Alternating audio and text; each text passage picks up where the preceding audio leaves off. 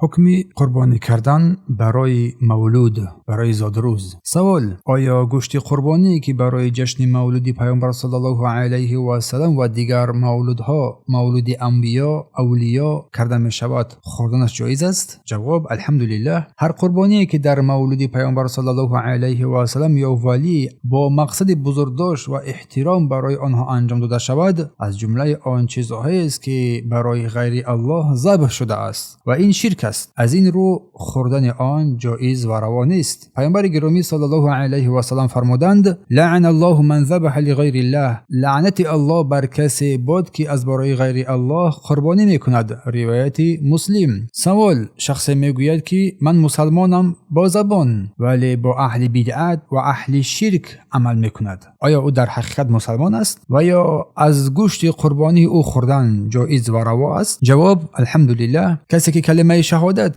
به لا اله الا الله محمد رسول الله صلی الله علیه و سلم را با اعتقاد، با تصدیق میگوید و با مضمون آن عمل میکند، پس او مسلمان و مؤمن حسابیده میشود.